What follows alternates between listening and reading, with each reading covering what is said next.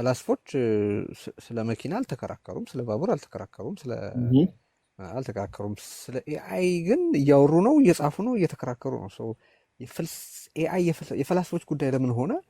አንድ ባጭሩ በጣም ሰፊ እንደሆነ አውቃለሁ። በጣም ባጭሩ ግን ኤአይን በተመለከተ በፈላስፎች መካከል የሚያጨቃጭቁት ዋና ዋና ነገሮች ምንድን ነው?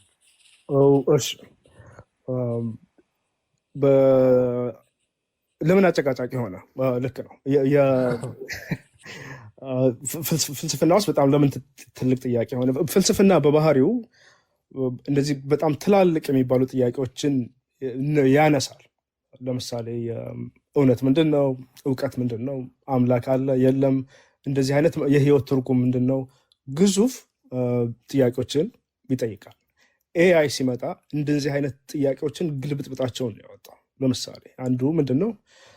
ቅድም ጠቆም ለማድረግ ሞክሬያለሁ። እኛ የተለየነን ሰብአዊ መብትን እንውሰድ። ለምሳሌ ሰብአዊ መብት ሰዎች መብት አለን ተብሎ የሚታሰበው በተግባር ይውልም አይዋልም እኛ ከባህሪያችን የሚመነጭ ነው። ከአፈጣጠራችን እንግዲህ ተፈጥረናል ብለን ካሰብን ማለት ነው የሚመነጭ ነው። ግብረገባዊ ባህሪ አለን፣ የማመዛዘን ችሎታ አለን፣ ፍላጎቶች፣ አቅሞች አሉን፣ ልዩ ነን ብለን እናምናለን። ይታመናል። እንግዲህ እኔ ልዩ ነን ብዬ ለማመን ያስቸግረኛል፣ ግን እንደዛ አይነት አስተሳሰቡ እንደዛ ነው። እንደዛ በመሆኑ ምክንያት መብት ያስፈልገናል። ከነዚህ ተፈጥሯችን ባህሪዎቻችን የሚመነጭ መብት እንጠይቃለን። ክብር ያስፈልገናል። እነዚህን ነገሮች ኤአይ ይዟቸው ሊመጣ ይችላል። ጥያቄው አፍጥጦ የመጣው ለዚህ ነው። አሁን ወደፊትም ጥያቄው የሚሆነው ምንድን ነው? አጨቃጫቂ የሆነበት ምክንያት ምንድን ነው? የፍልስፍና ጥያቄ የሆነበት አንዱ ምክንያት ከብዙዎቹ አንዱ ይሄ ሊሆን ይችላል። ግን ስጋቶችም ደግሞ አሉ።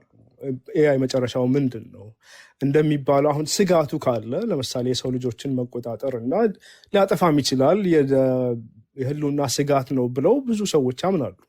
የባለሙያዎቹ ጥናቱን እየሰሩት ያሉት ስጋት ነው ብለው ብዙ ሰዎች ያምናሉ። የባለሙያዎቹ ጥናቱን እየሰሩት ያሉት ሰዎች ለምሳሌ ኔትወርክስ በሚባለው ጥናቱና ግኝቱ የኮምፒውተር ሳይንቲስት ነው፣ ግን የፊዚክስ የኖቤል ሽልማት ከ2 ዓመት በፊት የተሸለመ ሰው ነው። አሁን እሱ እንደ መጥምቁ ዮሐንስ በምድረ በዳ እንደሚጮህ አይነት ነው የምትሰማው በየቦታው የሚያደርገው ቃለ ምልልስ።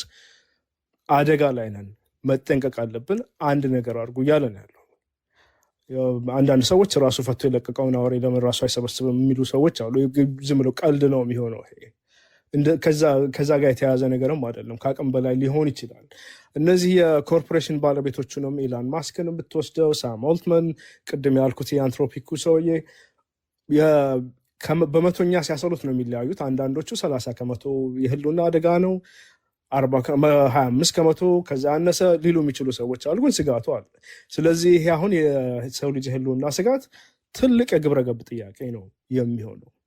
በጣም እናሳነሰው ካልን ደግሞ በጠባቡ ኤአይ አሁን ቅርብ ጊዜ ካለው ለምሳሌ የሰው ልጆችን ግላዊ ነፃነት ፕራይቬሲ ለምሳሌ የማይገባበት ነገር የለም። ኤአይ አሁን ሁሉም ነገር ውስጥ ገብቷል።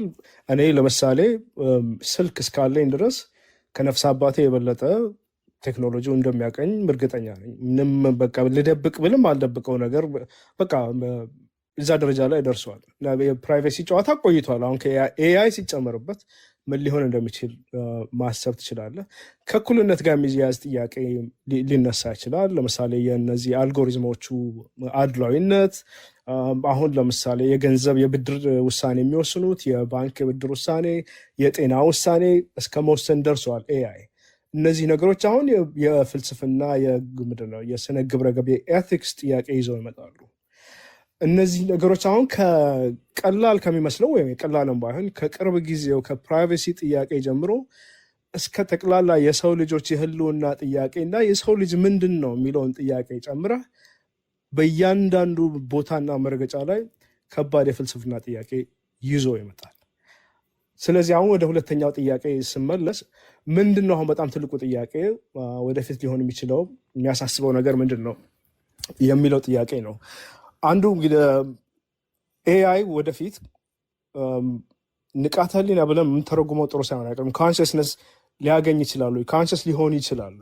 እሱ ምንድነው ኮንሽስነስ በፍልስፍና ትልቅ ጥያቄ፣ እጅግ በጣም አከራካሪ፣ በጣም በሚያስገርም ሁኔታ አከራካሪ ነው። ከ350 በላይ ንድፈ ሀሳቦች ቲዮሪዎች ናቸው ያሉት ኮንሽስነስን በተመለከተ። ምን ያህል አከራካሪ እንደሆነ መገመት ይቻላል። ግን ምንድን ነው ራሱ ምናልባት ብዙ ማከራክር ብዙ ስምምነት ያለበት ብያኔ መስጠት እንችላለን። ልክ የሰው ልጆች ወይም እንስሳትም ሊሆኑ ይችላሉ፣ ከሰው ልጅ ከመሆን ጋር የተያዘ አይደለም። አካባቢያችን የምንረዳበት የምናቅበት ግን ግለሰባዊ በሆነ መንገድ ግላዊ በሆነ መንገድ የምንረዳበት ሁኔታ ነው። ያ ማለት ለምሳሌ የስሜት ሕዋሶቻችን አሉ። በዛ አንድን ነገር አይተን ለምሳሌ ወይ ደግሞ በሙዚቃ የሚገርም የምንወደው ሙዚቃ ሰምተን በጣም እንደሰታለን፣ እንደመማለን። ይሄን አሁን ለምሳሌ አንተ ሙዚቃ ሰምተህ ሙዚቃ እንደምትወድ አውቃለሁኝ። ማን ሙዚቀኞች እንደምትወድ በግል የማውቀው ነገር አለ።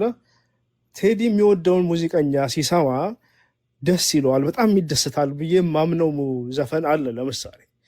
ግን ቴዲ ያን ሙዚቃ ሲሰማ የሚሰማውን ስሜት እንደ ቴዲ ሆኜ ላቅ አልችልም።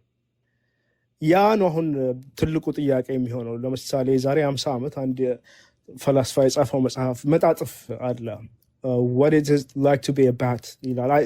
የሌሊት ወፍ መሆን ማለት ምን ማለት ነው ይላል እና ከዛ ወደ ሰው ይቀጥላል። የኮንሽስነስን አንድ ትልቅ ችግር የሚያደርገው በጣም አከራካሪው ነገር በግለሰብ ደረጃ እንስሳትም ሊሆኑ ይችላሉ። በእነሱ ቦታ በእነሱ ጫማ ሆነን ማየትን፣ ህመምን፣ ስቃይን፣ ደስታን፣ ድብርትን ከግለሰቡ አንጻር መረዳት ማንም አይችልም። ምን ማለት እንደሆነ ሊያቅ የሚችለው ያ ግለሰቡ ወይ ግለ እንስሳው ነው ሊሆን የሚችለው ነው። ኤአይ እዛ ደረጃ ሊደርስ ይችላል ወይ? ክርክር አለ። ትልቁ ክርክር አንዱ እሱ ነው። እዛ ላይ ከደረሰ ቅድም ያልናቸው ነገሮች በሙሉ ተዘርግፈው ነው የሚመጡት። ምክንያቱም ከዛ በኋላ ሰብአዊ መብት ልንከለክለው አንችልም። አንድ ኤአይ ኮንሸስ ከሆነ በኋላ ንቃተ ህሊና ካዳበረ በኋላ ለምሳሌ ስራ የምታሰራው ከሆነ 24 ሰዓት ሙሉ ልታሰራው አትችልም። ምክንያቱም ስሜት አለው፣ ህመም አለው፣ ይደብረዋል። እዛ ደረጃ ከደረሰ እኛ ምንድን ነው የስነ ህይወታዊ ባዮሎጂካል ስለሆነ ኮንሽስነሳችን ይሄኛው ደግሞ ስላልሆነ ናን ባዮሎጂካል ከባዮሎጂካዊ ያልሆነ ስለሆነ የተለያየ ነው ማለት አንችልም።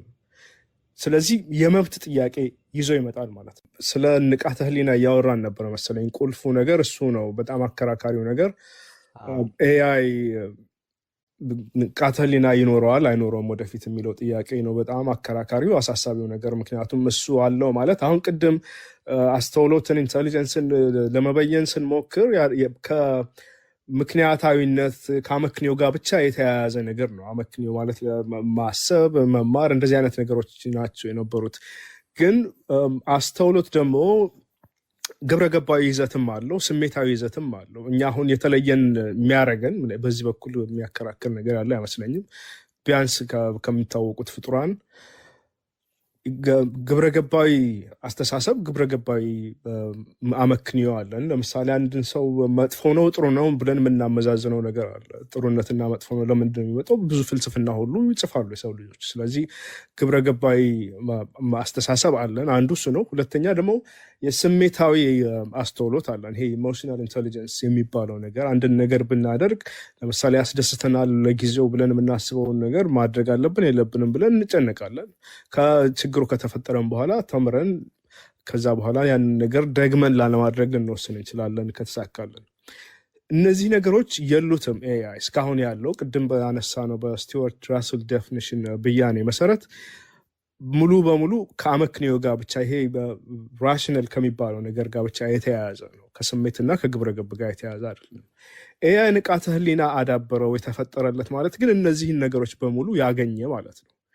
የህመም ስሜት፣ የስቃይ ስሜት፣ እንደዚህ አይነት ነገሮች፣ ደስታ፣ ሀዘን የሚሰማው ከሆነ የስሜት ህዋሳት እኛ የምናገኛቸውን መረጃዎችና ስሜቶች እሱ የሚያገኝ ከሆነ ስለዚህ እሱም እኛ ያለን ነገር በሙሉ አለው። ልዩነታችን እኛ ስነ ህይወታዊ ነው የተፈጠርንበት፣ እሱ ሌላ ሊሆን ይችላል። ያ ደግሞ ምንም የተለየ ነገር የሚያመጣው ነገር የለም። ምክንያቱም እኛ የተፈጠርንበት ቁስ አይደለም ትልቁ ጉዳይ እስካሁንም የነበረው ባህሪያችን፣ ችሎታችን ነው እና እሱ ነው አሁን ወደፊት ይሆናል አይሆንም። ይሄ ላሳጥረው ረዥም ክርክር ስለሆነ አይሆንም ብለው የሚያስቡ ሰዎች አሉ። ግን አይሆንም ብለው የሚያስቡት ሰዎች አሁንም ባለው ይሄ ምንድነው በኤልኤልኤም በሚባለው አይነት አሰራር አሁን ባለው የኤአይ አሰራር ቻት ጂፒቲ በሚጠቀሙበት አይነት በዛ መንገድ እዛ ሊደረስ አይችልም የሚል ነው እንጂ እንደ መርህ መቼም ልንደርስ አንችልም የሚል አይደለም። ስለዚህ የሆነ ጊዜ ላይ መደረስ ይችላል የሚል ድምዳሜ ነው ያለው የሚመስለው። አንዳንድ ሰዎች ይሄ ባዮሎጂካል ነው ኮንሽስነስ የሚባለው ነገር ባዮሎጂካል ካልሆነ እዛ ልንደርስ አንችልም፣ ከመሰረቱም አፈጣጠራችን የተለየ ነው፣ ይሄ ከሲሊከን እና ከምናምን የተሰራ ነገር እዛ ሊደርስ አይችልም ብለው የሚያስቡ ሰዎች አሉ። አንድ ትልቅ ክርክር ነው እሱ። በአብዛኛው ሲመስለኝ ከምረዳው እንደ መርህ ይሄ ነገር ሊደረስበት ይችላል ብለው የሚያምኑት ሰዎች ይበዛሉ። በፍልስፍናም በሌላም መስክም ያሉ ሰዎች አጨቃጫቂ የሆነው ቁልፍ ስለሆነ ነው ለማለት ነው። ስለዚህ እዚህ ውስጥ አሁን አይ ቲንክ ፈላስፎች እንግዲህ ኢንቴሊጀንስ ካለበት ማሰብ ካለበት ማገናዘብ ካለበት ነገሩ የፈላስፎች ትኩረት አለመሆን የሚችል አይመስለኝም። ልክ ነው፣ አይችልም። ሰው አንዱ እሱ ነው። ከዛ ያው ለሰው ልጅ ያላቸው ለሰው ልጅ ህይወት ያለው ፋይዳ ምን ያክሉ ፍልስፍና ውስጥ ዋጋ በኒውክሊየር ቦምብ ዙሪያ ክርክሮች አሉ በፍልስፍና ዘርፍ በነገራችን ላይ ካሉ እንግዲህ የሰው ልጅ ኤግዚስተንስ አለ፣ ምንም ጥያቄ የለውም። እሱም አንድ ተጨማሪ ምክንያት ነው ለሰው ልጅ መኖር አለመኖር፣ አጠቃላይ የሰው ልጅ በኤግዚስተንስ አደጋ ላይ የሚጥሉ ጉዳዮችም የፍልስፍና ጉዳዮች ይሆናሉ በልዩ ልዩ ምክንያቶች። ኤአይ ያም ኢሹ ስለሚነሳበት አብሮ ምክንያት ይሆናል፣ ከሌሎቹ ይልቅ የፍልስፍና ጉዳይ ይሆናል። ያ ደግሞ ከእውነታ ነው በሪያሊቲ እንበለው የምናይበትን መንገድ በተመለከተም ብዙ what is real ማለት ምንድን ነው? አንድ ነገር ለምሳሌ ያልተካሄዱ እንቅስቃሴዎች የተካሄዱን ያክል በጣም ለመለየት እጅግ በሚያስቸግር ደረጃ ኤአይ እየሰራ ከሄደ በሀሳባዊውና በእውነታዊው ዓለም መካከል ያለውን ድንበር እየደመሰሰው መሄዱ አንድ ትልቅ ጉዳይ ይመስለኛል። እሱ አካባቢ የተወሰነ መጨመር የምትፈልገው ነገር ካለ ወደ አለ፣ ግን ዝርዝር በቂ መረጃ የለኝም። እንዲሁ ልጠቁምና ልለፍ። ብዙ አስተማማኝ እውቀት ስለሌለኝ ነገሩ ላይ ግን የሚባለውን ነገር እንዲሁ አንስቼ ልለፍ። ሲሚሌሽን ቲዮሪ የሚባል ነገር አለ። በአማርኛ ሰዎች የሆነ አሁን ያለንበት ቅድም ያልነው ይሄ ገሃዱ ዓለም እኛ ነው ብለን የምናስበው ሲሚሌሽን ነው ይመስለናል እንጂ በኮምፒውተር ሊሆን ይችላል ወይ እኛ በማናውቀው ትልቅ የሆነ ለቅድም ያልኩት አይነት አስተውሎት ያለው ምንም ይሁን ክስተት የሚሆን ምንበር አካል በዛ የተፈጠረ ነው ብለው የሚከራከሩ የኮምፒውተር ሳይንቲስቶች አሉ፣ ፈላስፋዎች አሉ። ስለዚህ ራሱን የቻለ ሲሚሌሽን ቲዮሪ የሚባል ራሱን የቻለ ክርክር ያለበት ነገር አለ እና ምንድነው ክርክሩ? አይ ከዚህ በፊት ፍልስፍና ውስጥ ለምሳሌ ዴካርት ምናልባት እንደምታውቀው 17ኛው ክፍለ ዘመን ላይ አንዱ በጣም ታዋቂ መጽሐፍ ውስጥ የሚያነሳው አንድ ጥያቄ አለ። ራሱን በሙሉ ይሄ ምንድነው ስር ነቀል ጥርጣሬ ይሉታል። እያንዳንዱን ሁሉንም ነገር የራሱንም ህልውና መጠራጠር እስከ መጠራጠር ድረስ መጨረሻ ላይ ስለማስብ በህይወት አለሁ ማለት ነው ያለበት ማለት ነው። I think therefore I exist ተብሎ የተተረጎመው እዛ ላይ ምንድን ነው የሚያነሳው? አንድ የሆነ እኩይ የሆነ አካል አታሎኝ ቢሆንስ ብሎ ነው የሚያስበው እሱ። አሁን ያኔ ስለ ኤአይ ያሰበው ነገር ስለሌለ እሱ ግን እንትኑ አለ፣ ጭንቀቱ ሀሳቡ አለ። ይሄ ዓለም ህልምስ ቢሆን ገሃድስ ባይሆን አሁን ቴክኖሎጂው ስላለ ሲሚሌሽን የሚባል ነገር ስላለ ሲሚሌት ተደርገንስ ቢሆን የሚል ጥያቄም አለ። ስለዚህ የሲሚሌሽን ቲዮሪ ይህንን ነገር ሊሆን ይችላል ብለው ጠንካራ መከራከሪያ የሚያቀርቡ ሰዎች አሉ። እንዳልኩ በቂ ግንዛቤ ስለሌለኝ ከዚህ በላይ ባልናገር ይሻላል። እሺ እንግዲህ እነዚህ እስካሁን ያወራናቸው ነገሮች ስለ ኤአይ ምንነት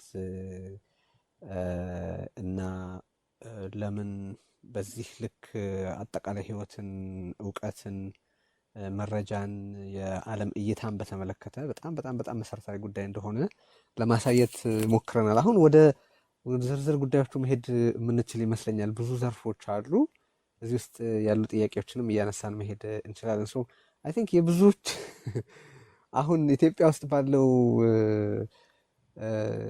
ዲስኮርስ ልንለው ከሆነ አንድ በጣም ሰፊ ትኩረት ተሰጥቶት ሌሎቹ ጉዳዮች ላይ ያን ያህል ውይይት ሲካሄድ አልተመለከትኩም። በኋላ እንመጣባቸዋለን። ለምሳሌ ኤአይን ከሕክምና አንጻር፣ ኤአይን ከሃይማኖት አንጻር፣ ኤአይን ከስራ እና ከኢኮኖሚ አኳያ ውይይት ያን ያክል ሲደረግበት አልተመለከትኩም። ያለውም ውይይት በጣም ያተኮረው ኤአይ እና የፈጠራ ስራን በተመለከተ ነው እንደማየው። ከተሳሳትኩ እታረማለሁ። ስለዚህ ወደ እሱ የዚህ ልሄድ። ጥሩ ነው። ወደ እሱ ውይይቱን ትንሽ ኢንትረስቲንግ ነው። ብዙ ሰውም ቅርቡ የሆነ ነገር ስለሆነ ማለት ነው። አሁን ይሄ የዚህ የኤአይ ቱል መምጣት ፈጠራን ምን አደረገው ወይም ምን አላደረገውም የሚል ክርክር እንደሚካሄድ ባጭሩ እናንሳና አሁን ይሄ መጣ የተባለው ቅድም ያነሳ ነው አዲስ ኮንተንት ይፈጥራል ስንል ፈጠራን ይገድላል ነው፣ ፈጣሪ የሆነውን ሰው ይተካል ነው የሚል ስጋቱ። ከዛ ወደዛ ወደ ሃይማኖቱ በዛ አድርገን እንሻገራለን። መጀመሪያ ፈጠራውን እንዲል እናድርግ ብዬ ነው። ከፈጠራ ጉዳይ ወደ ፈጣሪ ጉዳይ ጥሩ። ኪነጥበብ ሙዚቃ አንድ ጥሩ ምሳሌ ነው። አንተም ስለምትሳተፍ የሰራሃቸውን ሙዚቃዎች አሉ፣ ተመቻቸዋለሁ። አንዱን በተለይ ነግሬያለሁ፣ በጣም ደጋግሜን የሰማሁት። አንዳንዶቹ ዘፈኖች እውነተኛው ዘፋኝ ወይ እውነተኛዋ ዘፋኝ ድሮ ስሰማ የቆዩም ሊሆኑ ይችላሉ። አሁን ይህን ምን ብለው ዘፈኑት? አሁን ይሄ ሰውዬ ወይች ሴትዮ ምን ሆንኩ ብላ ነው ዘፋኝ የሆነችው የምላቸው ሰዎች ዘፈኖች በኤአይ ተዘፍነው ስሰማ እንደ አዲስ በጣም እየተገረምኩ ደስ እያለኝ የምሰማበት ጊዜ ሁሉ ገጥሞኛል አሁን። እና የካንትሪ ቻርት እንደምታውቀው የዚህ ቢልቦርድ የሚባል የሙዚቃ ሰንጠረዥ አለ አይደለም? እዛ ላይ ለረዥም ጊዜ ምናልባት ከ2-3 ሳምንታት በፊት ብሬኪንግ ራስት የሚባል አንድ የኤአይ ዘፋኝ ነበር ተቆጣጥሮት የነበረው። ዘፋኝ ነው፣ በቃ ብሬኪንግ ራስት ነው። ዘፈኖቹ በጣም የሚገርሙ ናቸው፣ የሰውየው ድምፅ። እና አሁን ጥያቄው ምንድን ነው የሚሆነው? ቅድም አንተ ያነሳቸው ጥያቄዎች ፈጠራን ያደናቅፋል። እኔ እሱ ላይ ብዙ ክርክር ያለ አይመስለኝም። ምናልባት ያደናቅፋል ወይ ለፈጠራ ችግር ይሆናል የሚሉ ሰዎች እንዳሉ አውቃለሁ። ግን የፈጠራ ቢያንስ አጋር ነው የሚል አመለካከት የተሻለ ተቀባይነት ያለው ይመስለኛል። አሁን የኔን አመለካከት አስገብቼ ክርክሩን ወደ ሌላ አቅጣጫ ላለመውሰድ ነው። አስገባና እንከራከር። ጥሩ። እዚህ ጉዳይ ላይ ከአንተ ጋር እኔ እንኳን የምንከራከርም ከሆነ ችግር የለውም፣ እንከራከራለን። እዚህ ላይ መከራከርን የምፈልጋለሁ። ክርክር ከሆነ ነገሮችን እንደርስበት ቦታ ሳንደርስ ጊዜ እንዳይፈጅ ብዬ ነው። እዚህ ጉዳይ ላይ አሁን ፈጠራ ምንድን ነው የሚል ነው መሰረታዊው ጥያቄ። አንድን ነገር አንድን የኪነ ጥበብ የምናደንቅበት ምክንያት ምንድን ነው? የኪነ ጥበብ ስራ ሙዚቃም ሊሆን ይችላል። አሁን ሙዚቃ ስለሆነ የምናነሳው ለአንተም ደግሞ በጣም ቅርብህም ስለሆነ ስለምታውቀው በጣም ጥሩ ምሳሌ ይመስለኛል። አንደኛው እንግዲህ አዲስነት ነው አይደለ? አንድን ነገር አዲስ ነገር ያልተለመደ ያልታየ ወይም ተሻሽሎም ሊሆን ይችላል፣ በአዲስ መልክም ቀርቦ ሊሆን ይችላል። ግን ፈጠራ አዲስ ነገር ይዘው መምጣት ነው። ሁለተኛ ደግሞ የሆነ ኪነ ጥበባዊ ዋጋ አለው፣ የሆነ ተቀባይነት አለው። ይሄን ይሰራ ወይ ያስደስታል ወይ መልእክት ያስተላልፋል ተብሎ ይታሰባል። እነዚህ ሁለት ነገሮች ናቸው። ግን ሁለቱ ነገሮች ብቻ ደግሞ አይደሉም። አሁን የኤአይ ላይ ጥያቄ የሚነሳው የኤአይ አፖች አሉ። አሁን ለምሳሌ የስዕል አፖች ራሳቸው ሰዓሊዎቹ የሚሰሯቸው አፖች አሉ። አንደኛው ለምሳሌ ምንድን ነው የሚያደርግልህ? ከሰዓሊው ጋር እየተራረፉ ይስላሉ። ለምሳሌ ሰዓሊ የሆነ ነገር ይስልና የሆነ ጊዜ ላይ ወይ ሲደክመው ወይ ደግሞ ኤአዩ እንዲገባ ከፈለገ ኤአዩ ይቀጥላል ሲሰራ ይቆይና ከዛ ደግሞ ይቀይርና እሱ ይሰራል። አሁን ይሄንን ሰውየው ብቻውን ነው ሰው የፈጠረው ነው ማለት አይቻልም። አብረው ነው እየሰሩ ያሉት። ስለዚህ በአጋርነት እየተሰራ ነው ያለው ማለት ነው። እዚህ ላይ ብዙ ክርክር የሚነሳ አይመስለኝም። ክርክር ከተነሳ የሚነሳው ትልቁ ጥያቄ ለፈጠራ ቅድም ያልነው ራሱን የሚያውቅ በራሱ በነፃነት የሚሰራ የራሱን መወሰን የሚችል ኤጀንት ያስፈልጋሉ። ኤአይን አሁን ፈጠራ ፈጥሯል አልፈጠረም የሚሉ ሰዎች ምንድን ነው የሚያነሱት ክርክር? ኤአይ ኤጀንት አይደለም፣ ፕሮግራም ነው። ወደድንም ጠላንም አፕም ሆነ ሶፍትዌርም ሆነ በሰዎች የሆነ ነገር እንዲሰራ ዲዛይን የተደረገ ነገር ነው። ስለዚህ አዳዲስ ነገሮች ይፈጥራል እናውቃለን። ያልተለመዱ ያልታዩ ነገሮች ይፈጥራል። ግን ያለውን መረጃ በተሰጠው መመሪያ መሰረት ነው እየሰራ ያለው፣ ኤጀንት አይደለም የሚል ክርክር ነው ያለው። ፈጠራ ቱል ነው የሚል መሳሪያ ነው። መሳሪያ ከፍ ካረግ ነው አጋር ተባባሪ እንጂ በራሱ እየሰራ አይደለም፣ ኤጀንት አይደለም። አሁን እዚህ ላይ እኔ አንተን አስተያየት ብሰማ ደስ ይለኛል፣ ሙዚቃዎችን እንደ ምሳሌ አድርገህ።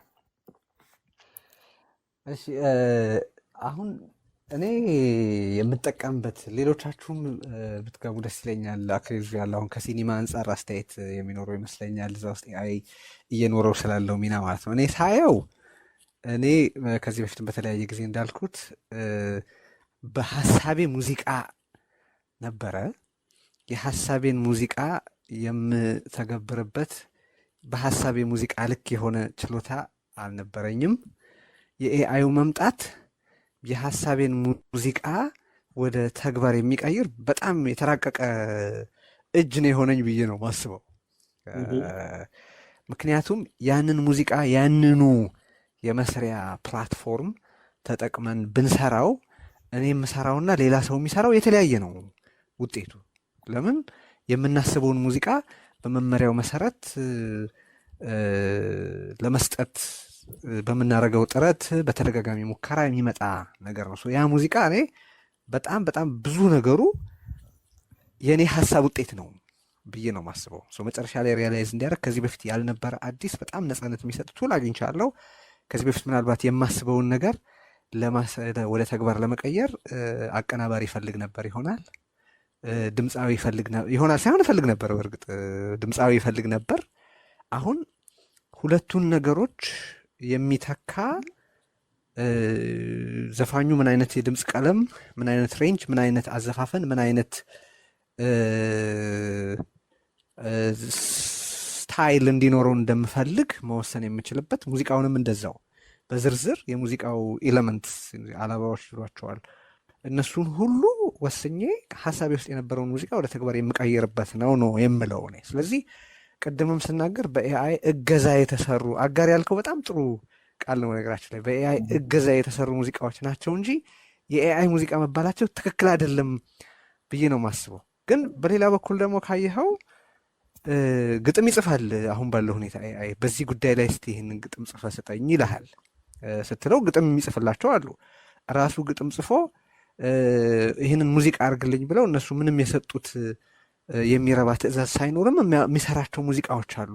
እነዛ ምን ይባሉ ነው? አሁን አይ ቲንክ ከተነጋገርን መነጋገር ያለብን በፍቅር ጉዳይ እስቲ ግጥም ጻፍና ስጠኝ ሲል በእንግሊዝኛ የአማርኛው እዛ የደረሰ አይመስለኝም እስካሁን፣ ግን በእንግሊዝኛ ለሱ ማድረግ ይቻላል።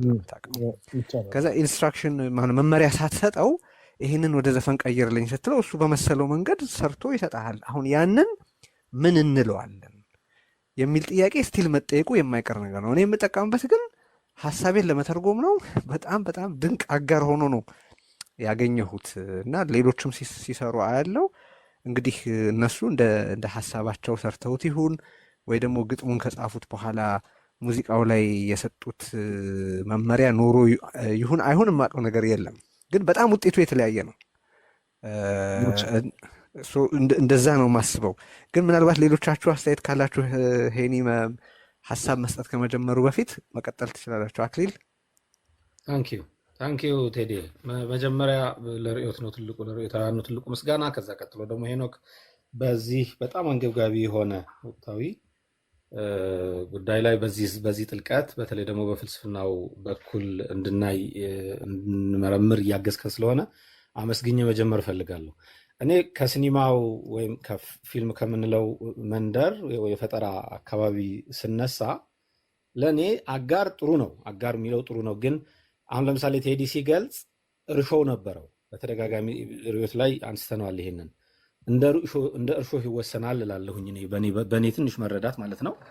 ለምሳሌ ቢላን የ3 ዓመት ልጅ ህፃን ሲጠቀምበት ወይም ስትሰጠው የ15 ዓመት የ30 ዓመት እያለ ቢላ ቱል ነው አይደለ? ቢላ መቁረጫ አይደለም እንጠቀምበት፣ እንትኑ ይለያያል። ለምሳሌ በሲኒማ ከመጣን ሄኖክ በእኛ ምን አለ፣ ምንም ስክሪፕት ሳይኖርህ በዚህ ጉዳይ ላይ ስክሪፕት ዴቨሎፕ አድርግልኝ ብትለውም ይሰጥሃል። ስክሪፕት ሰጥተው ደግሞ ብሬክዳውን አርግልኝ ወይም ስቶሪ ቦርድ የምንለው ምስሉ ከመቀረጹ በፊት ከቀረጻ በፊት ያለው ማለት ነው ስቶሪ ቦርድ፣ እሱን ስጠኝ። ሰውየው በግራው ይግደል በቀኝ ይግደል ወይ ደግሞ ካሜራው በቅርበት ይየው በርቀት ይየው የሚለውን የሚወስን ያንን ሁላ እንድታረግል ብትጠይቀው ይሰጥሃል። ለእኔ አሁን የእኔ ስጋት ሄኖክ እንድትመልስልኝም እንደ ጥያቄ ወይም እንዳስተያየት የምለው ምንድን ነው፣ ሰው ሶስቱንም ነገሮች ኤክሰርሳይዝ በማድረግ ውስጥ ወደ ንቃተ ህሊና የሚያድገው በሐልዮ በነቢብና በገቢር ነው። የሐልዮም ኤክሰርሳይዝ ሳይኖረው የነቢብም ኤክሰርሳይዝ ሳይኖረው የገቢርም ኤክሰርሳይዝ ሳይኖረው ምን ማለት ነው? በሐልዮ ስንል በማሰብ፣ በነቢብ ስንል በመጻፍና በመናገር፣ በገቢር ስንል ደግሞ በማድረግ ነው። አሁን ፊልም ላይ ብትወስደው ይሄንን መጀመሪያ ስለምን ጉዳይ ማለት እንደምፈልግ አሰላስላለሁ። ከዛ ደግሞ ያንን ወደ ጽሁፍ ወደ ስክሪፕት ወደሚባል ቀይረዋለሁ። ከዛ ወደ ቀረጻ ሲገባ ደግሞ ወደ ገቢር ያድጋል። በዚህ ሁላ ውስጥ እኔ መጀመሪያ ሙያ ላይ ያለው ሰውዬ በማለፌ ወደ ንቃተ ህሊና ይመራኛል ይሄ ልምምድ ብዬ አምናለሁ። ከዛ ቀጥሎ ደግሞ ለተመልካቼ ወይም ለኦዲየንሱ ደግሞ ይሄንን ልምምድ ነው የማሸጋግረው። እንዲያሰላስል ካገዝኩ፣ ከዛ እንዲናገር ወይ እንዲጽፍ ካገዝኩ፣ ከዛ በኋላ እንዲተገብር ካሰብኩ ነው ንቃተ ህሊናው የሚመጣው። አሁን ይሄ እንደ እርሾ አይደለም ወይ የሚወሰነው? አሁን አጋርነትን ስናስብ ከዜሮ እንዳለው ቴዲ ከዜሮ ጀምረውም ሰጥተውት የሚሰጣቸዋሉ በእንግሊዝኛው እንደተባለው። አሁን በቃላት ሳይራቀቅ በነበረው ቴዲ በሀሳብ ርቀት ያልነበረው ቴዎድሮስ ጸጋዬ ቢሰጠውና አሁን ሲሰጠው ልዩነት የለውም። ፈጠራ ላይ ብቻ እያወራን እያነሳን ስለሆነ ይሄንን አንተ እንዴት ነው የምታየው ሄኖክ? ይሄንን ነው መጠየቅ የምፈልገው። አስረዝሚው ከሆነ ይቅርታ። መሰግናለሁ ቴዲ። እዚህ ላይ ሄኖክን ልጠይቅ የምፈልገው አንተም አክሊልም እንደተናገራችሁት ኤአይ በራሱ አውቆ አይደለም እነኝን ነገሮች የሚያደርጋቸው። ከኋላው ይሄንን ፊድ ያደረጉት ማለት ነገሮችን እንዲያውቅ ከኋላ ሆነው አሁንም እየሰራ ያለ ሰው አለ። እዚህ ላይ ኤአይ እንዲያረጋል ስንል ከጀርባ ያለ ሰው ያንን እንዲያውቅ የሚያደርጉት ሰዎች ጎስት ኤአይ የሚባሉትንም እዚህ ላይ መዘንጋት የለብንም። ምክንያቱም ኮምፒውተር ለኮምፒውተር እየነገረ ሳይሆን እውቀቱን ያገኘው ሰዎች እያንዳንዱን መረጃ እያንዳንዱን ምስል ውስጥ እንዲገባ አድርገው የኤአይ አልጎሪዝም ሪኮግናይዝ አድርጎ ነው ያንን ከሁሉም ጨምቆ የሚያመጣውን ነው እኛ ውጤቱን የምናገኘው። እና ያንንም በደንብ አድርጎ ሄኖክ ቢያስረዳው ብዬ ነው። ስለዚህ አሁን ሁለት ነገር ነው አይ ቲንክ እያነሳን ያለ ነው። ይሄን ስታነሳው አንዱ ኢንፑት እንደ አንድ በጣም ጥሩ አጋር የሚጠቅም ላይ የሚያውሉ የምናውለው አለን። በሌላ በኩል ደግሞ ቅድም አንተ የሚያነሳው ለምሳሌ ኮሜዲ እንትኖች ስራዎች ይሰራል ይጽፋል ብለናል። ሰው አሁን እነዛ ቀልዶች የሆነ ሰው አስቦ ያመነጫቸው የነበሩ ናቸው ከዛ በፊት። አሁን ይሄ በኤአይ የተፈጠረው ቀልድ የፈጠራ ስራ ነው ወይስ አይደለም ነው አንዱ ለምሳሌ ጥያቄው አይደለ? እነዚህን የመሳሰሉት ሁለቱን እስቲ እናያቸው። ትንሽ አስቸጋሪ ጥያቄ መሰለኝ። ጥሩ ጥያቄ ነው ያነሳችሁት። የሚያሳስቡ ጥያቄዎች ናቸው። ከእርሾው ልጀምር መሰለኝ። አክሊል ነው ቅድም ያነሳው የእርሾ ጥያቄ፣ ከቴዲም ተመሳሳይ ጥያቄ ነው ያነሳው። እኔ እሱ ላይ ከእናንተ ጋር እንግዲህ ምስማማ ነው የሚመስለኝ። አጋር ነው በሚለው ምናልባት ታረሙ ትችላላችሁ በትክክል ካልተረዳሁት ሀሳባችሁን። አጋር ነው የሚለው ላይ ጥያቄ የሚነሳ አይመስለኝም። መሳሪያን አሁን ጥያቄ ከተነሳ መሳሪያ ብቻ ነው ወይ? መሳሪያ ለምሳሌ ብሩሽ ወስዶ እንደ መሳል ወይ ቢላ እንዳለው አሁን ቢላ እንዳለው እኔ ከዛ ከፍ ያለ ነው ብዬ ነው ማስበው። ከዛ ከፍ ያለ ነው የሚመስለኝ እኔ።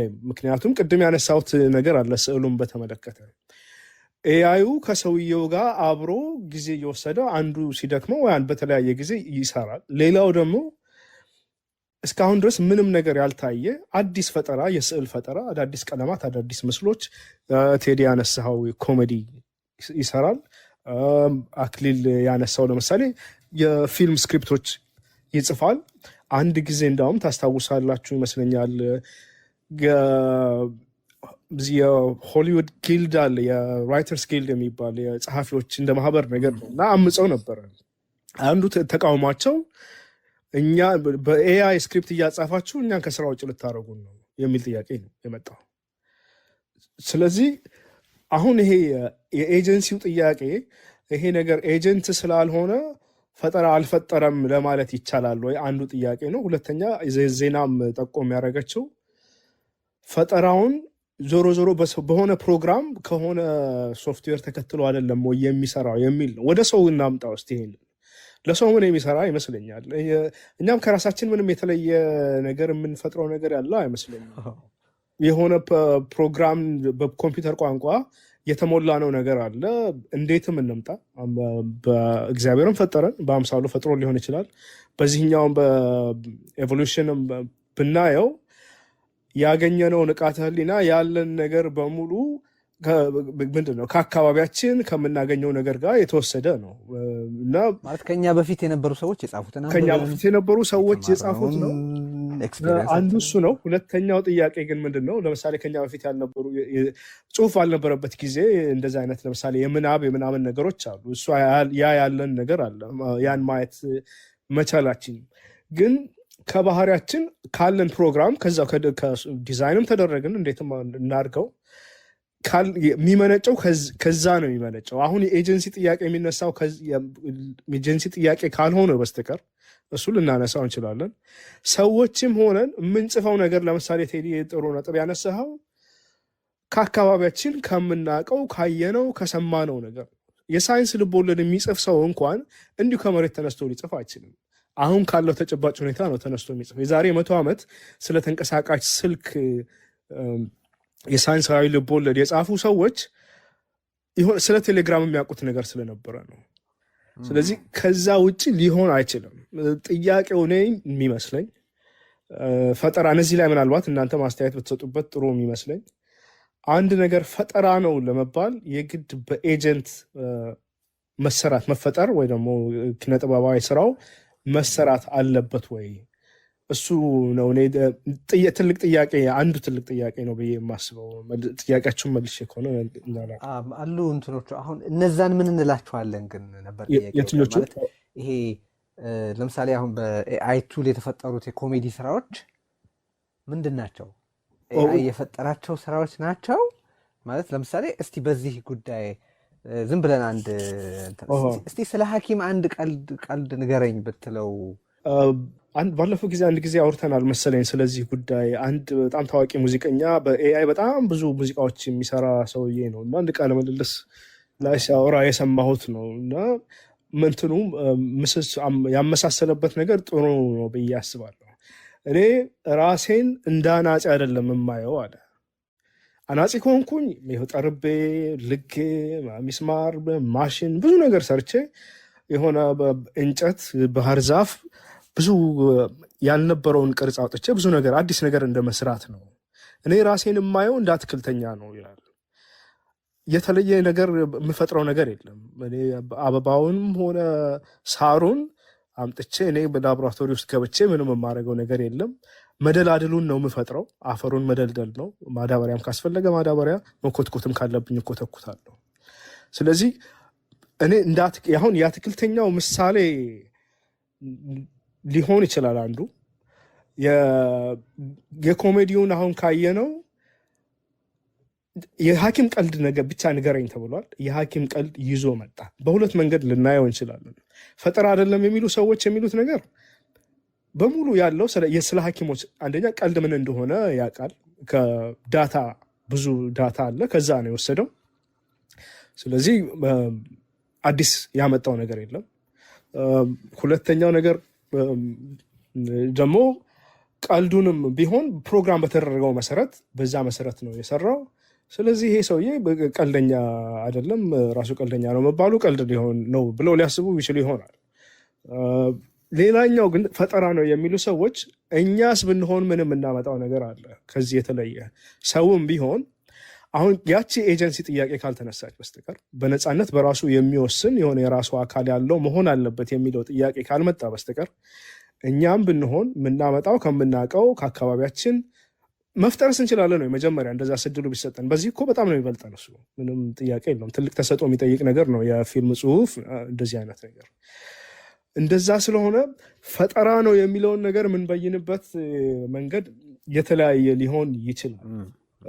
ስለዚህ እንዳረዳዳችን የሚወሰን ነው የሚመስለኝ። ግን ሙሉ በሙሉ ፈጠራ የኤአይ ፈጠራ አይደለም ለማለት ያስቸግረኛል። ሙዚቃውና ፊልሙ ላይ ያነሳችሁት ላይ እንዳልኩ ተስማማለሁ። እኔ ከፈጣሪነቱ ይልቅ አጋርነቱ የሚያመዝን ይመስለኛል።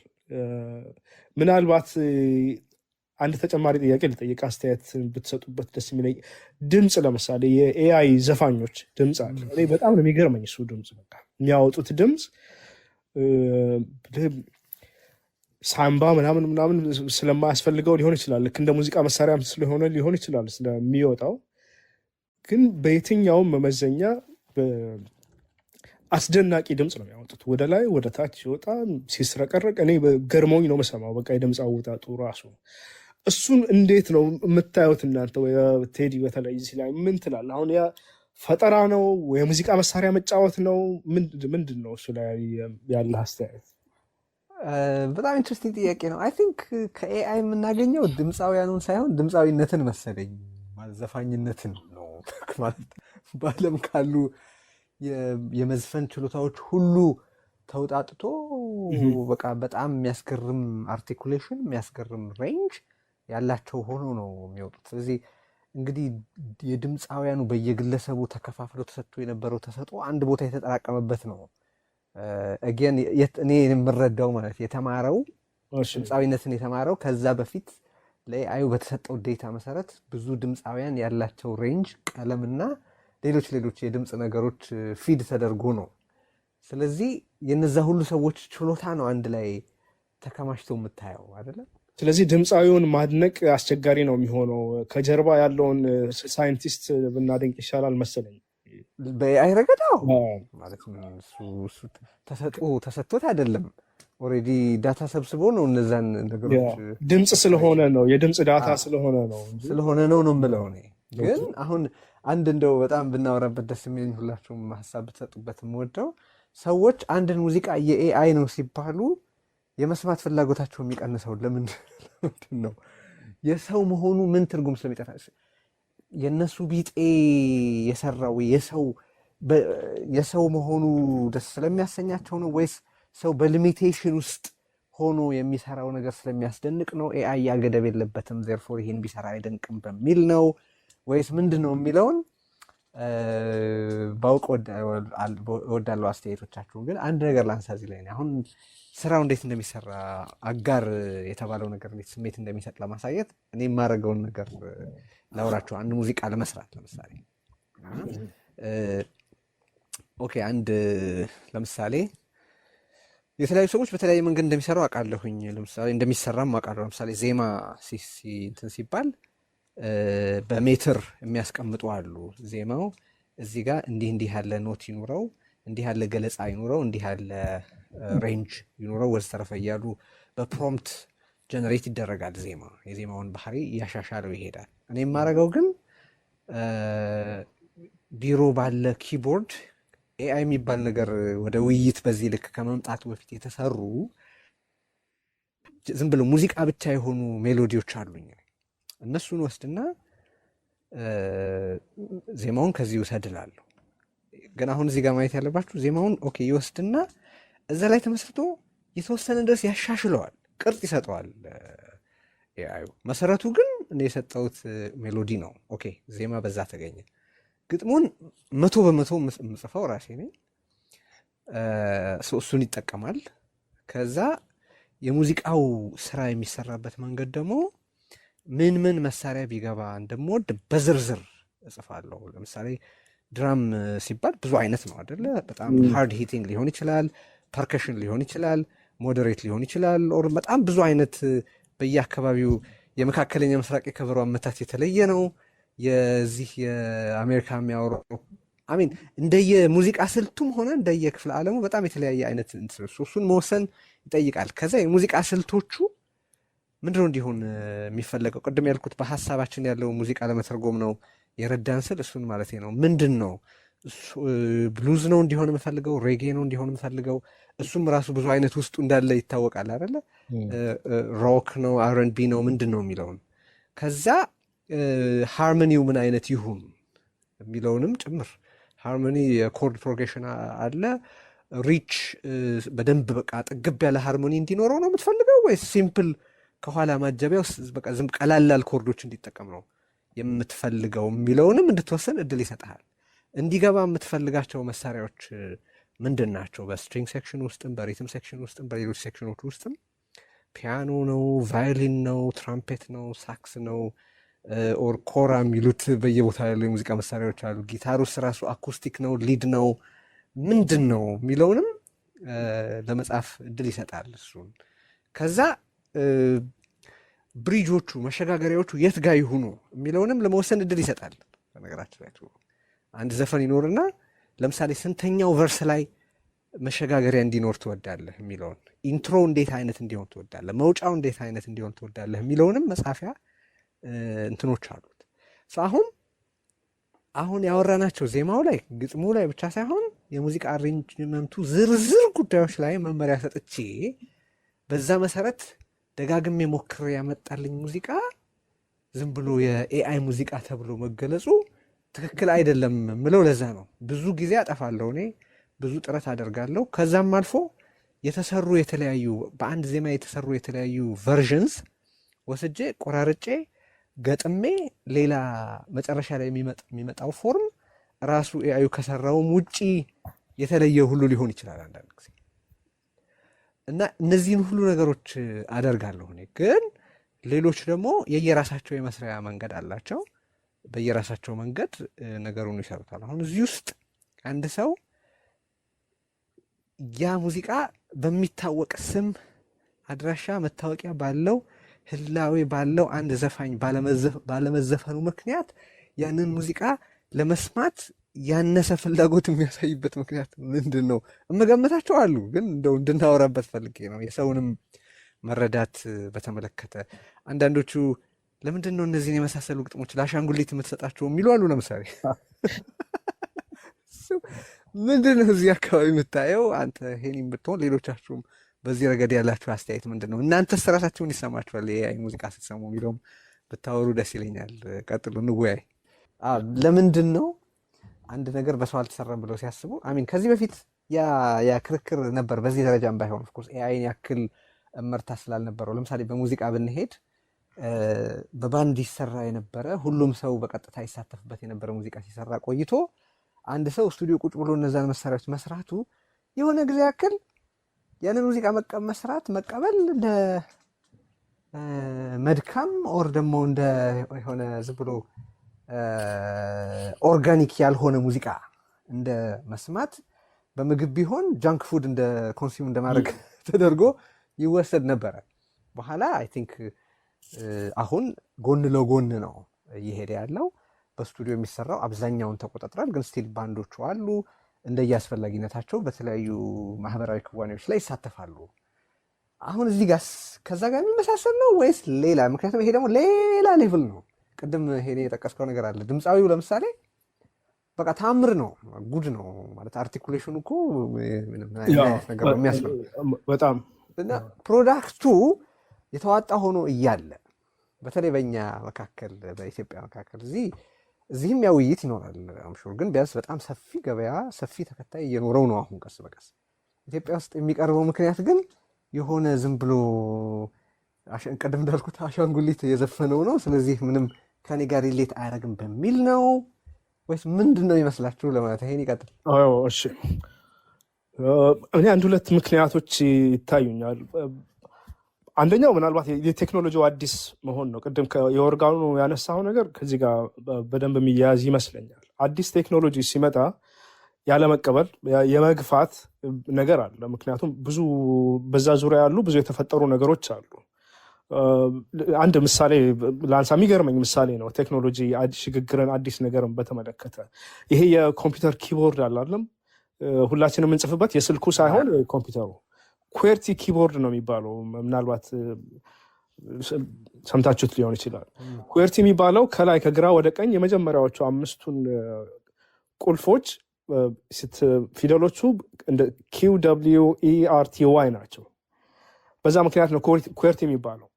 ያ ኪቦርድ እንግዲህ ሁላችሁንም እንደምታውቁት እንትኖቹ ቁልፎቹ ዝብርቅርቃቸው ወጣ ነው። መጀመሪያ ለምን እንዲህ ያደረጉት ብሎ ጥያቄ የሚያስነሳ ነገር ነው። ምን አለበት ኤቢሲዲ ድሮም አለ ይታወቃል። በመደዳ ቢደረድሩት እኮ ይሄን ለመልመድ ጊዜ አናጠፋም ነበር የሚል ጥያቄ ነበረ። ግን ምክንያት ነበራቸው። ያ ቴክኖሎጂ ሲፈጠር በፍጥነት ሲመታ ኪቦርዱ የታይፕራይተሩ ማለት ነው ጃም ያደረግ ነበረ፣ ይቆማል። በጣም ፍጥነት አይችልም ነበር። ከዚያ ችግር ተፈታ፣ ጃም ማድረጉ ቆመ። ኩዌርቲ ግን ቀጠለ። ኩዌርቲን ማቆም ይቻል ነበር ያኔ፣ ማለት ጥሩ ሀሳብ ሊሆን ይችል ነበር። ግን ምን ተፈጥሯል? ያኔ የታይፕ ትምህርት ቤቶች ተፈጥሯል። ብዙ ታይፖች ተመርተዋል። ፋብሪካዎች አሉ። እነዛን መቀየር ከኢኮኖሚ አንጻር ስሜት የሚሰጥ ሆኖ አልተገኘም። በዛው ቀጠለ ማለት ነው። እዚህ ጋር የሚገናኝ ነገር ያለው ይመስለኛል። አዲስ ቴክኖሎጂ ለምሳሌ አዲስ አበባ ቴዎድሮስ አደባባይ ያለው ሰይጣን ቤት የሚባለው አዳራሽ ሲኒማ ቤት እኮ ስለነበረ ነው ጣሊያኖች ሲሰሩበት ይሄ ሰይጣን ስራ የሚታይበት ቦታ ነው ተብሎ ነው ሰይጣን ቤት የተባለው። ስልክ ለመጀመሪያ ጊዜ ሲፈጠር ይሄ የሰው ልጆችን ግንኙነት ያጠፋል ተብሎ ታስቦ ነበረ። መጀመሪያ ምንድነው ጽሁፍ በእጅ መጽሐፍ ሲጀመር፣ በፊደል መጽሐፍ ሲጀመር ይሄ የማስታወስ ችሎታን ያጠፋል ብለው ያስቡ ነበር ጥንት ግሪኮች። ከዛ ጋር የተያያዘ የሆነ የመግፋት ነገሩን ያለመቀበል ነገር አንዱ ምክንያት ነው ብዬ አስባለሁ። የኪቦርዱ ነገር የአንተ ያነሳው የኦርጋን ነበር ያልከው፣ እሱ ጥሩ መነሻ ይመስለኛል። ሌላኛው ምናልባት ልዩ የሆነ ነገር ከመፈለግ ይመስለኛል። የሆነ ጥረት የሚፈልግ የተለየ እኛ የተለየነን ሰዎች የሆነ ኤሴንሻሊስት የሆነ አስተሳሰብ አለን መሰለኝ። እኛ የተለየን በብዙ መንገድ ግን አስቸጋሪነቱ ለሰዎች ከባድ ነገር ነው ይሄን ማድረግ አይደል? በጣም በዛ አይነት ድምፅ አሁን የጥላሁን ገሰሰን ሰዎች ሁላችንም የምንወደው ድምፁን የምናደንቀው ያልተለመደ ስለሆነ ነው እና ስነ ልቦናችን ካደግንበትም አካባቢ ሰው ከመሆናችን ጋር ተያይዞ እንደዛ አይነት ድምፅ የመማረክ ዝንባሌ ስላለው ነው። ምናልባት እኮ ሌላ ጊዜ ጥላሁን ገሰሰ የሚባል ደግሞ እሱ ዘፋኝ ነው እንደ የሚል አይነት ልንሆን እኮ እንችል ነበረ። ግን እንደዛ አይነት የተለየ ድምፅ ያላቸው ሰዎች ወይ ደግሞ የምናደንቃቸው ድምፃውያን እንደየችሎታቸው በማህበረሰቡ ውስጥ ቁጥራቸው በጣም ትንሽ ነው። ከማነሱ ጋር የተያያዘ ነው የሚመስለኝ እንጂ ሁሉም ሰው እንደ ጥላሁን ገሰሰ ቢዘፍን ጥላሁን ገሰሰን የሚሰማውም ሰው አያገኝም ብዬ ነው የማስበው። የተለየ መሆኑ ነው፣ እንደ ልብ የማይገኝ መሆኑ ነው። ኤአይ ሲመጣ ግን ከጥላሁን ገሰሰ እኔ በጣም አስበልጦ ይዘፍናል ባይ ነኝ። ይቅርታ አድርጉልኝ የጥላሁን ገሰሰ አድናቂዎች ካላችሁ እዚህ ምናልባት ያለዋቂ አስተያየት ሊሆን ይችላል። ግን ግልጽ ነው የዓለምን የድምፃውያን ዳታ ሁሉ ከወሰደ ማንም ዘፋኝ ማንንም እንደሚበልጥ ግልጽ ነው። የጥላሁን የሆነ እንደ ካልት ፊገር ነገር ስለሆነ ኢትዮጵያ ውስጥ እንደው የሆነ አምላክ እንደመዳፈርም አድርገው የሚያስቡት ሰዎች ሊኖሩ ስለሚችሉ ለዛ ለመጠንቀቅ ነው እና እሱን ያስከነደዋል ብዬ ነው የማስበው።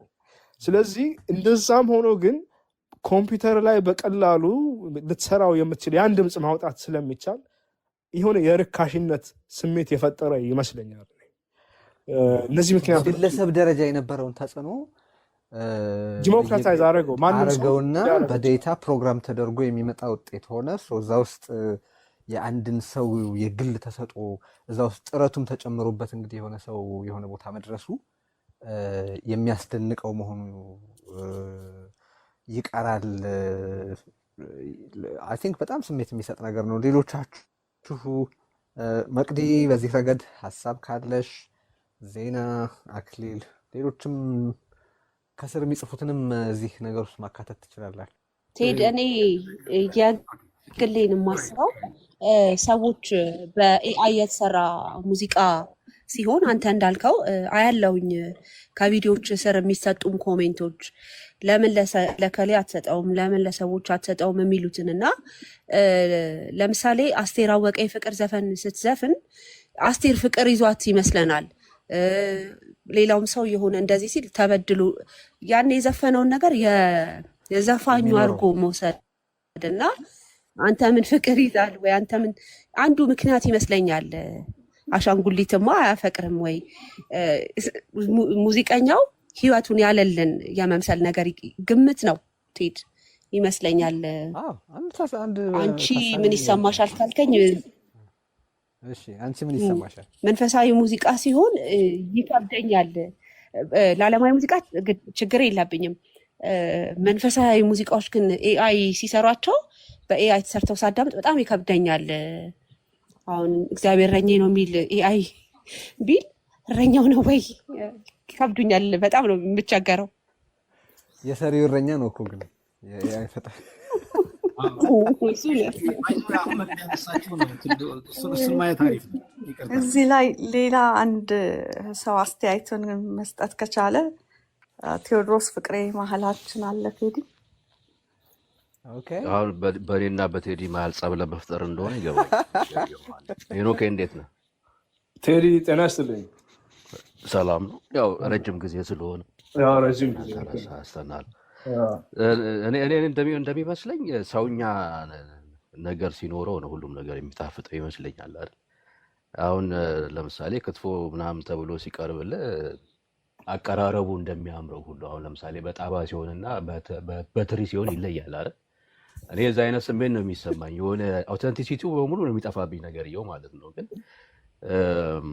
በተለይ የቴዲ ስራዎች ላይ አሁን ሰሞኑን የሆነው ነገር ስናወራ ነበር እና እኔ ሰው ቢዘፍነው እመርጣለሁ ባይ ነኝ። ብዙ ነገሩ አለ፣ ግን ዋናው ነገር ያለው ማሽን ሲለው እና ሰው ሲለው ያለው ነገር ያው የፐርሰፕሽን ጉዳይ ስለሆነ ያው መለየት ነገር ሲኖር የሰው መሆኑን ነው የምንመርጠው። እኔ እንደዛ ባይ ነኝ ሄኖኬ። ግን አሁን ለምሳሌ እንደውም ምንም የማይገናኝ ምሳሌ በጠቅስ ምግብ ለምሳሌ የምናውቅበት የመሰራት መንገድ አለ አይደለም?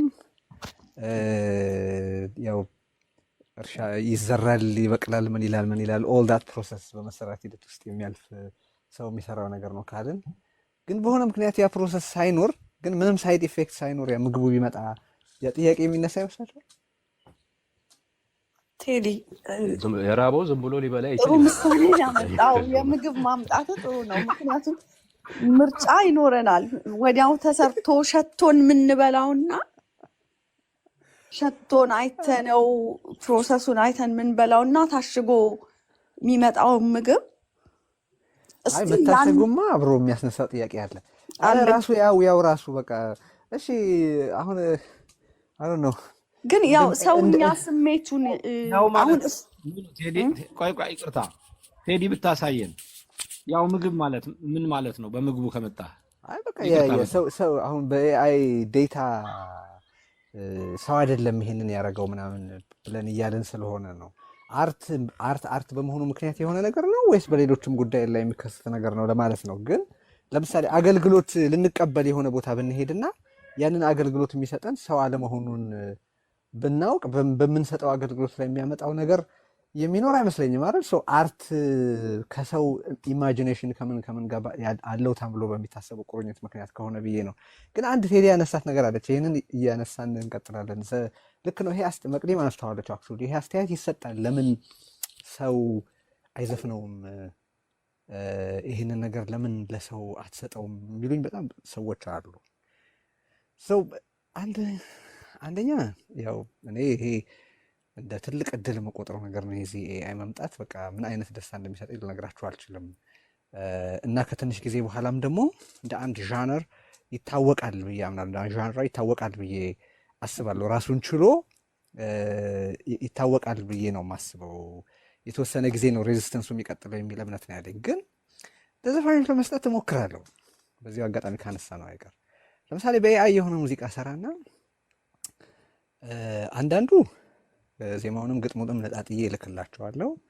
አንዳንዶቹ ደግሞ ተሰርቶ አልቆ ይህንን ልዘፍኑ ትችላላችሁ ወይ? ሙዚቃው ይህንን ይመስላል፣ እናንተ ብትሰሩት ነው ይመስላችኋል ብዬ እልክላቸዋለሁ። በሚያስገርም ሁኔታ ይደነግጣሉ።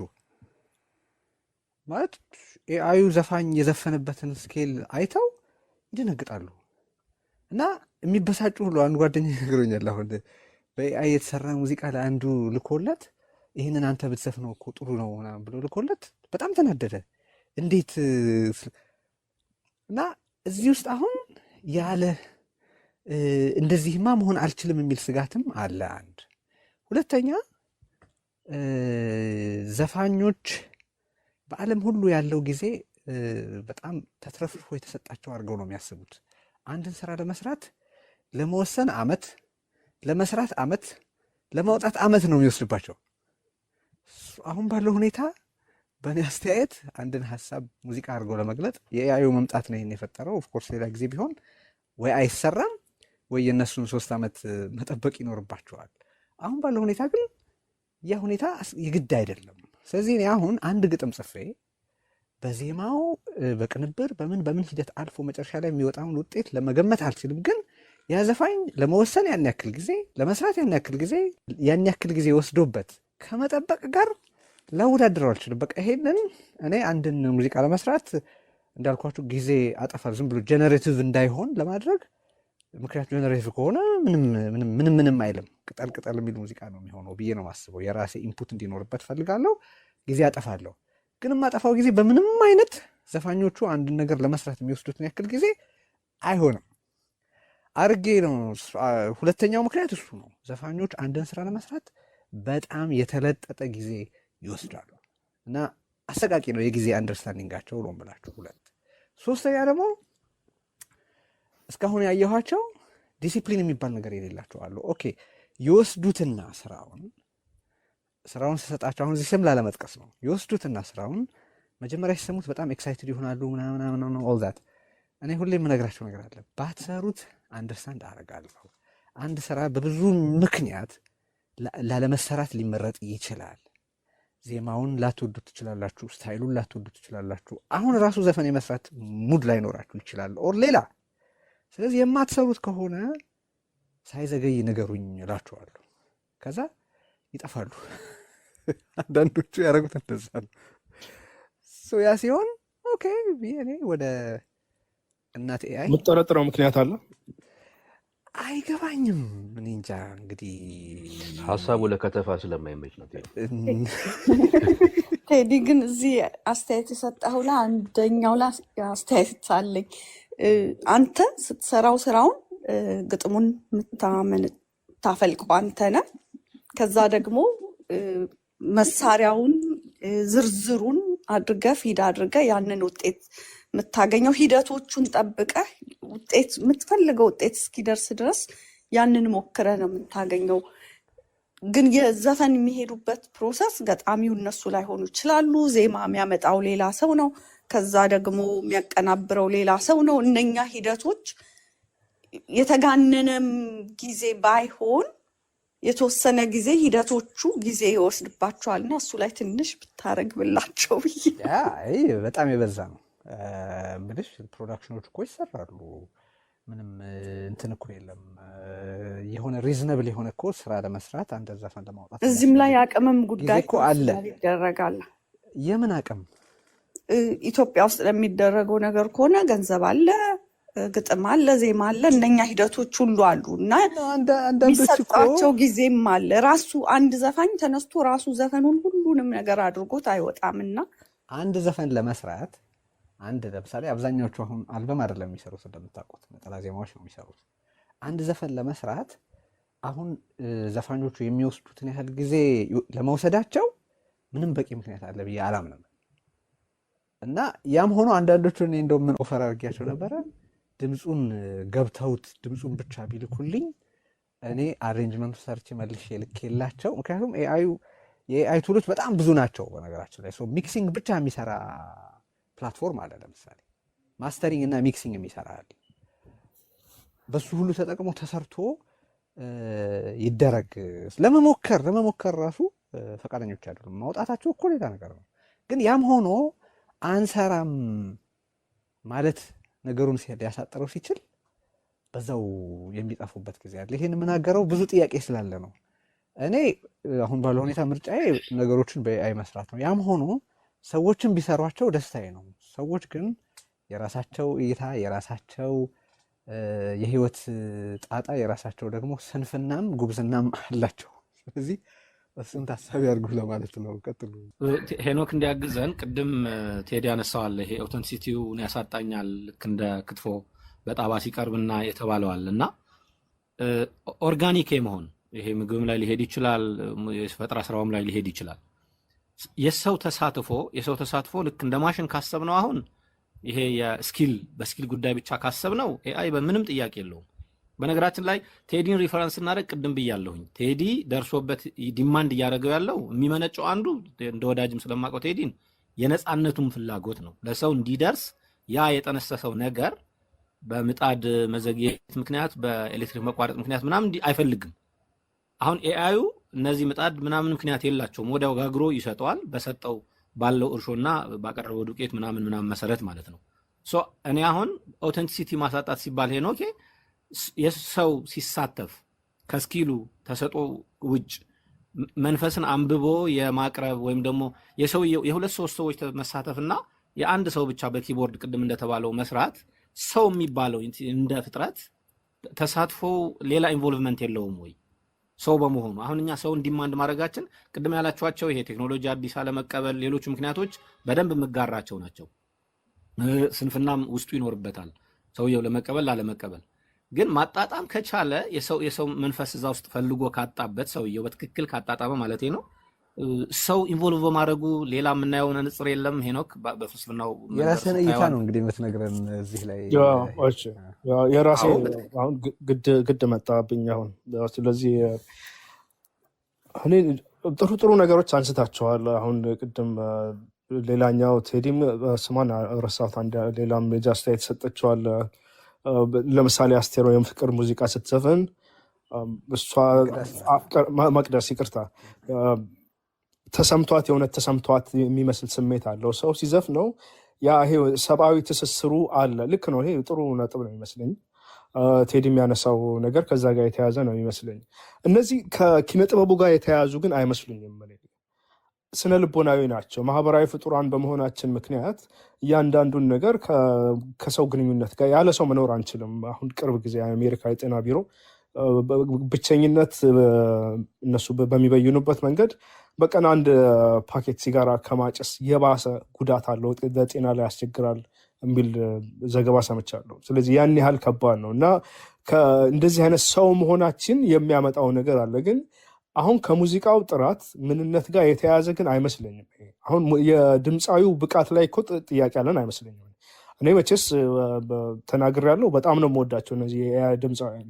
ይሰለቸኝ ይሆናል አላቅም፣ ምክንያቱም በቀላሉ የሚገኘው ነገር ምናምን የሆነ ድምፆቹን የመቀያየር ወይ ደግሞ ጥሩ ድምፅ ማውጣትን አስቸጋሪ ማድረግ ያስፈልግ ይሆናል። እንደዚህ አይነት ተወዳጅነቱ እንዲቀጥል መርከሱ ተፈላጊነቱን ሊቀንሰው ይችላል። የትኛውም ይሄ የፍላጎትና የአቅርቦት ጥያቄ ሊሆን ስለሚችል ይሄ ግን የሰብአዊ ግንኙነቱ ነገር እኔ ስሜት ይሰጠኛል። አንድ ተጨማሪ ምክንያት ነው። ግን ከኪነ ጥበብ ጋር ከይዘቱ ከሙዚቃው ጥራት ጋር የተያዘ አይመስለኝም። ሌላም እኮ ነገር አለ። ለምሳሌ በሙዚቃ መሳሪያ ብቻ የተቀነባበረ ሙዚቃ እኮ እንሰማለን፣ እንወዳለን። እዛ ላይ ጥያቄ አይነሳም። ለምሳሌ ሳክስፎን ሰው በኤአይ የተሰራ የሳክስፎን ሙዚቃ ነው ብንባል ያን ጥያቄ የምናነሳው አይመስለኝም። እኔ እንጃ እርግጠኛ አይደለም፣ የምናነሳም ይሆናል። ግን ልዩነት ያለው ይመስለኛል። ሰው ዋሽንግቶን ስንሰማው ሰው መጫወቱንም አብረን እናስባለን። ልክ ነው ይሄ ሰውዬ እንደዚህ ማዜሞ ብለን ማሰብ እንችላለን እና ያም አስተዋጽኦ ሊኖረው ይችላል። ግን ከድምፅ ደግሞ እንደ ሰው ድምፅ ከምናስበው የሚለይ ነገር አለ።